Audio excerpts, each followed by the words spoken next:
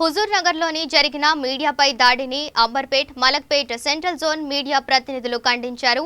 TWJF సభ్యులు యోగి, Telangana journalist సంక్షేమ సంఘం గ్రేటర్ హైదరాబాద్ సహాయ కార్యదర్శి సిద్దాం ఆధ్వర్యంలో అంబర్పేట శ్రీరమణ చౌరస్తా వద్ద నుంచి కలెక్టర్ కార్యాలయానికి చేరుకొని వినతిపత్రం సమర్పించారు. ఈ కార్యక్రమంలో journalist Avinash Naidu, V3 news ప్రతినిధి వివి రమణ, టీవీ11 రిపోర్టర్ వసీం, శివ, స్వామి వివేకానంద, యువసేన అధ్యక్షుడు Srikanth, BJYM central Hyderabad secretary Praveen Kumar, BJYM central Hyderabad vice president Chandrakanth Yadav, ABVP Hyderabad in-charge Suresh, general secretary Arshad Abdul పాల్గొన్నారు.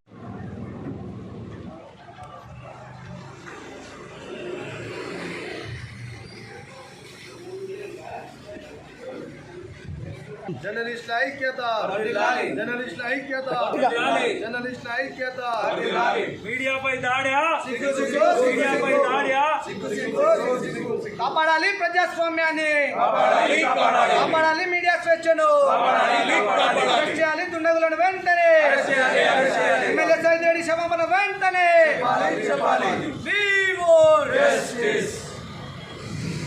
We want justice. We want justice. జర్నలిస్టుల ఐక్యత, జర్నలిస్టుల ఐక్యత.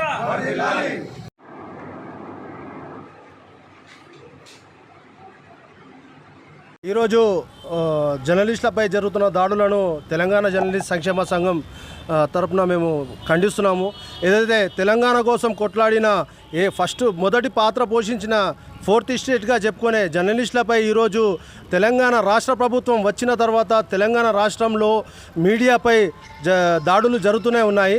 దీన్ని మేము పూర్తిగా ఖండిస్తున్నాము. జర్నలిస్టులకు వెంటనే కేంద్రం మరియు రాష్ట్ర ప్రభుత్వం వారికి రక్షణ కల్పించాలనేసి మా యొక్క డిమాండ్. జర్నలిస్టులపై దాడులు చాలా జరుగుతున్నాయి. మొన్న హుజూర్ నగర్లో రాజ్ న్యూస్ డెబిట్ కార్యక్రమం చేస్తూ ఉంటే ప్రజాస్వామ్యబద్ధంగా గెలిచిన సైదిరెడ్డి ప్రజల సమక్షంలో వచ్చి డెబిట్ కార్యక్రమంలో పాల్గొనడానికి వెనుకంజ వేసి గుండాలను పంపించి మీడియాపై దాడి చేశాడు.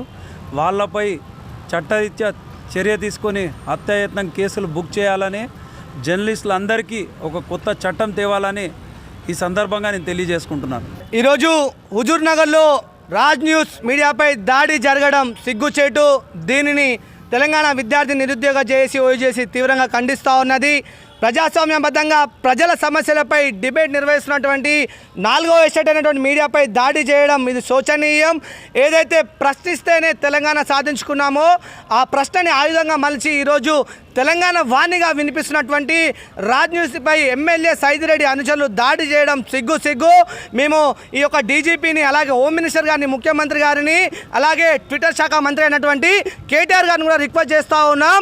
మీడియాపై దాడి జరిగింది, ఆ యొక్క దాడి చేసినటువంటి దోషులను వెంటనే శిక్షించి అరెస్ట్ చేసి మీడియా కూడా ఒక బిల్లు తీసుకొచ్చే విధంగా కేంద్రంపై ఒత్తిడి తేవాలి. ఏదైతే అడ్వకేట్ బిల్లు వామన్ రావుపై దాడి జరిగితే ఏదైతే ఒత్తిడి వస్తుందో అదేవిధంగా మీరు మీడియా ప్రొటెక్షన్ బిల్లు మీద కూడా సంతకాల సేకరణ చేసి మేము మీడియాకి అనుకూలం అని చెప్పేసి చెప్తే మీడియా నమ్మేటువంటి ఒక చిన్న పరిస్థితి ఉంటుంది. లేకపోతే మీరు నయా నిజాం 2 అని చెప్పేసి నమ్మి మీపై ప్రజాస్వామ్యంగా విజయం సాధించేగా మీడియా కృషి చేసని తెలియజేస్తూ ఖబర్దార్ ఎమ్మెల్యే సైదిరెడ్డి అని తెలియజేస్తాను.